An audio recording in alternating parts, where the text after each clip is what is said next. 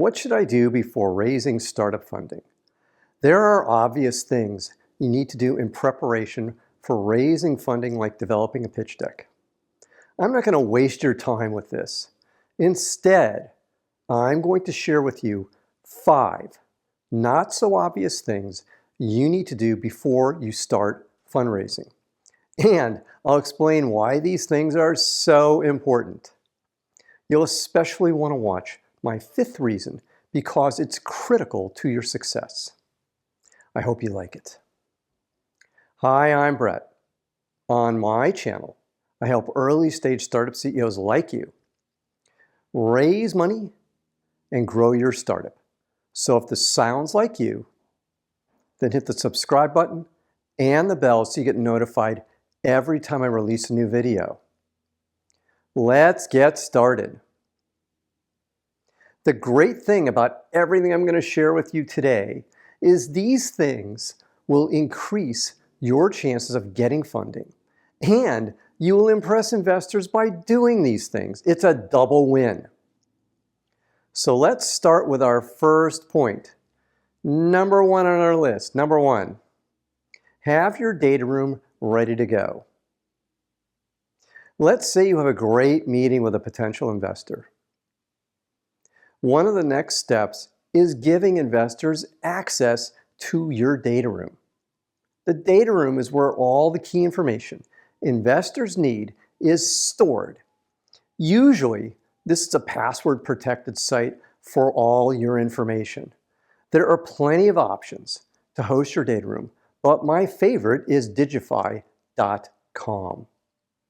Now, you want to set up your data room before you start fundraising because the more responsive you are, the less friction there will be in getting the investor to say yes.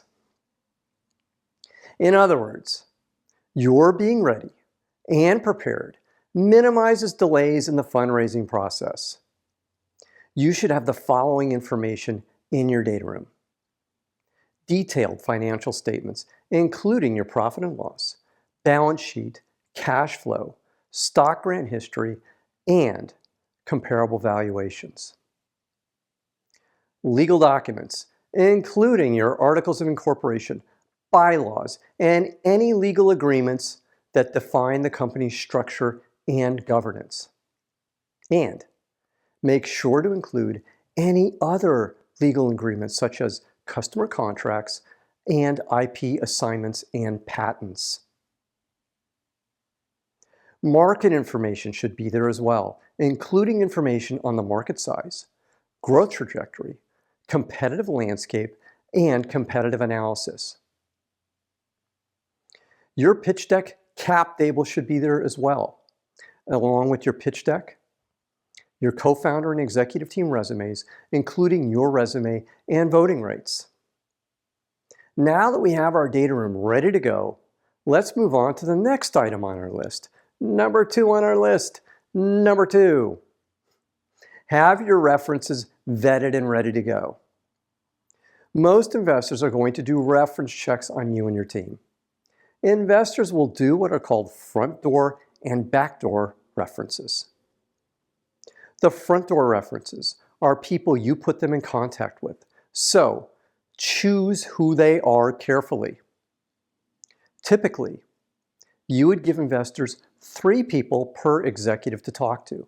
Ideally, you would provide someone you worked for, a peer you worked with, and an employee that worked for you. Then, you want to talk to these references before you put them on the list to make sure they're okay with being a reference. You'd be surprised how many people don't do this. Don't screw it up. However, hopefully, it goes without saying, but you want to make sure the reference is going to say positive things about you. However, I don't like the idea of just coaching the reference. Just suggest they be honest. Those are the best references. As I said, investors will also do backdoor reference checks where they use their network to understand who you are. Investors also want to talk to your customers, so you want to reach out to several customers to make sure They're okay with being a reference for you. I can't emphasize how critical it is that you and your team confirm with all references that they are okay with being a reference. Again, it should be obvious. And obviously, your customer references should be very happy with the product or service you're selling them. Now, let's move on to number 3 on our list. Number 3, actually test your demo so it's bulletproof. I know this should be a no-brainer, but you'd be amazed how many times demos are screwed up or the demo is not well thought out. Just like the title of this section says, actually test your demo to make sure it works. I've seen too many demos to count that sound good on paper and then fall flat. I don't want that to happen to you. The best way to combat this is to have someone on your team that isn't part of the pitch team. Make sure that your demo actually does what you want it to do. Now we're on to number 4 on our list.